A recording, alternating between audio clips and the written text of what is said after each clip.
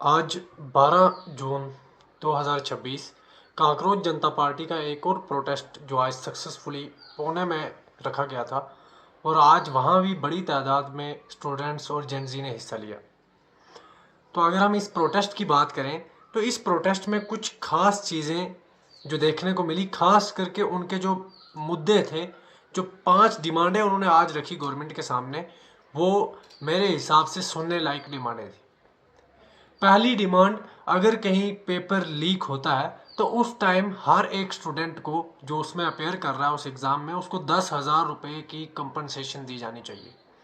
और मेरे हिसाब से एक जायज़ डिमांड भी है, क्योंकि अगर एक बच्चा सेंटर ही 200-200 किलोमीटर दूर लगते हैं और फिर उन सेंटर्स के ऊपर पहुंचने में कितनी खजली होती है उन्हें, ये वही जान सकता है, एक बच्चा ही जान सकता है। तो इतने दूर पहुंच के और फिर जाके अगर उन्हें ये पता चले कि आपका एग्ज़ाम जो है ये पहले से ही लीक था, तो अब इसकी नई डेट आएगी, तो उससे कहीं ना कहीं उनमें प्रॉब्लम होगी और उस प्रॉब्लम की वजह से जो उनके पैसे खर्च हुए हैं उनकी भरपाई कौन करेगा। तो मेरे हिसाब से एक जायज़ डिमांड थी। मैं किसी तरह आज प्रोटेस्ट में नहीं पहुंच पाया पुणे में, पर उनकी डिमांड को मैं 100 आउट ऑफ 100 दूंगा इस डिमांड को। दूसरी डिमांड जो रखी गई उनकी तरफ से, उसमें था कि अगर कहीं पेपर लीक होता है तो 72 घंटे के अंदर पेपर होना चाहिए। जी हाँ, ये भी एक बढ़िया डिमांड थी। और इस डिमांड में भी अगर हम बात करें तो कि जो एक स्ट्रेस, जो मेंटली स्ट्रेस और एंग्जाइटी के अंदर स्टूडेंट्स जाते थे पेपर लीक के बारे में, उसके बारे में उसको मद्देनज़र रख के ये डिमांड रखी गई है। इस डिमांड में ये कहा गया कि अगर कहीं पेपर लीक भी हो जाता है तो उसको 72 घंटे के अंदर पेपर जो है वो दोबारा से होगा, चाहे फिर जैसे मर्जी हो, वो गवर्नमेंट जैसे मर्जी करवाए, वो गवर्नमेंट की मर्जी। तीसरी डिमांड जो है, जो पेपर की चेकिंग है वो पेपर के ऊपर ही हो, क्योंकि अभी हमने एक सीबीएसई का एक बड़ा इशू देखा था, उसमें पेपर के ऊपर मार्क्स नहीं दिए गए थे, तो जो एक बहुत बड़ा इशू बना। तो उसी इशू को मद्देनज़र रखते हुए ये डिमांड भी रखेगी। और इस डिमांड में ये बताया गया, पर अगर आप एग्ज़ाम पेपर पे लेते हो तो पेपर के ऊपर मार्किंग क्यों नहीं कर सकते, तो पेपर के ऊपर भी मार्किंग की जाए। ये एक और जायज़ डिमांड। बड़े ही क्रिएटिव आइडियाज़ से ये डिमांड जो है जेनजी आगे रख रही है, और बेशक जेनजी को कोई पीछे नहीं कर सकता अगर जेनजी अपने मोड में आ जाए तो। उसके बाद चौथी डिमांड अगर देखें हम, तो एज लिमिट की एक्सटेंशन।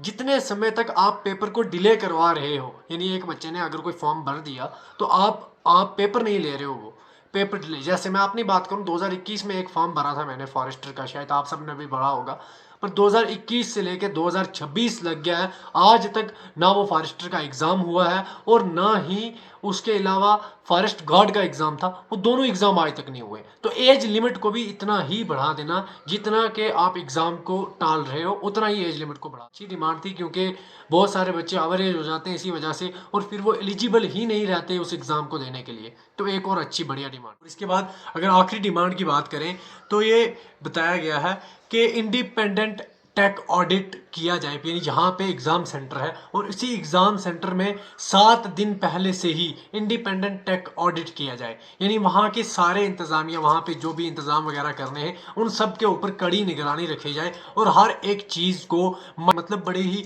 बहुत ही अच्छे तरीके से उस चीज़ों को क्या किया जाए, देखा जाए, ताकि जो उसके बाद जब वहाँ एग्ज़ाम हो तो तब कोई ऐसी प्रॉब्लम वहाँ देखने को ना मिले जिसकी वजह से एग्ज़ाम को डिसमिस करना पड़े या फिर पोस्टपोन करना पड़े।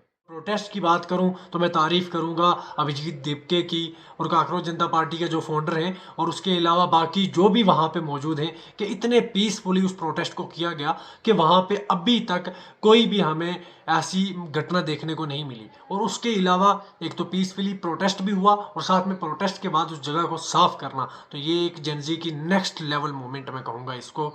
तो आप सबकी क्या राय है इसके बारे में, अपनी राय कमेंट बॉक्स में ज़रूर दें। इसके बाद नई वीडियो के साथ एक बार फिर मिलेंगे, तब तक के लिए अल्लाह हाफिज़, फ़ी अमानिल्लाह।